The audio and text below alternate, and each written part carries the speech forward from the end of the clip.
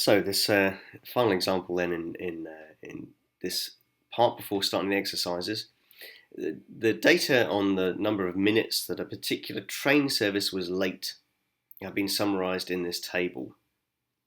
So how many journeys are there in this table?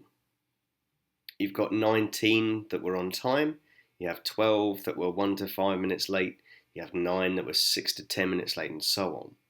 So how many trains or journeys have been included? We would just have to add together all of the frequencies. So this was also, if you remember from a previous video, the sum of f. And this is the Greek letter sigma. It's the capital sigma.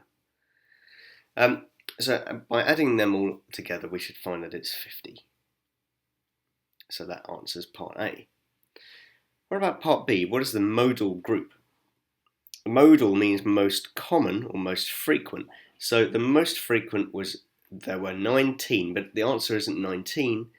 The answer is how many minutes late it is. So the answer here should just be on time.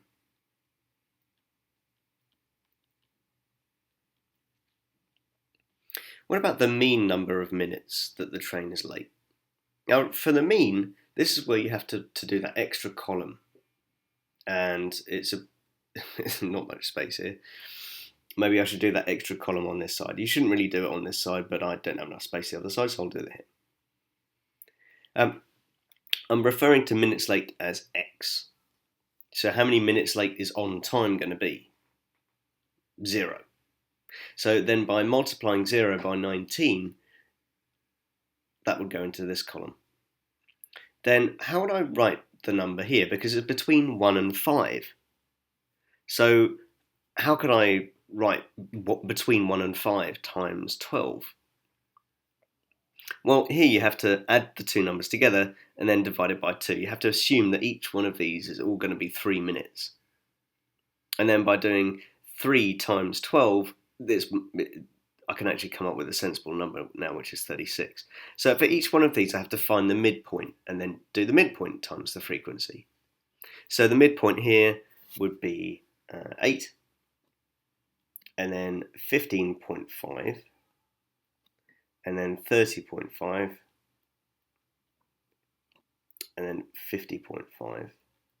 And over 60 I can't do, but it's lucky actually that there is 0 here anyway, so it doesn't matter. So for each one of these, I need to then multiply the midpoint by the frequency to write in my column here.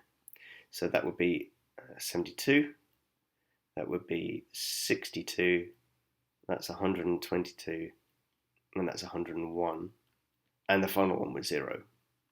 So to work out the mean, I have to do, what was it, part C, wasn't it? So for part C, to do the mean, the formula was the sum of all of my fx values and then divided by the sum of all the f values, the frequencies. So the sum of all of these added together, I haven't actually worked out yet. So I need to add all them up together to get 393. So that was 393 divided by the sum of f, which is 50. And by doing this, I should do the equals with a curly equals here, because I'm going to say it's about 7.86 minutes late. So what about part D? Which of the two averages, the mode and the mean, would the train company like to use in advertising its service? So if you're advertising for a train service, you want to make sure that you're advertising it to be not very late. So you want the lowest of these two. So which is lower? Is it going to be the mode or is it the mean? Well, the modal group was on time, but the mean was 7.86 minutes late. So if you were writing an advert for this, you could say that the average train is on time, because you're not actually saying which average you're using. Are you using the mode or are you using the mean? They're both averages. So by just saying the average, you're not really saying which average you're using. because the average doesn't actually mean one thing. It could be one of three things. It could be the mode, the median, or the mean. So they would want to use the modal average because the modal average was on time. So here you could just say the average train was on time. And what about E? Estimate the probability of a train being more than 20 minutes late on this service. So estimate the probability of a train being more than 20 minutes late. How could we do that?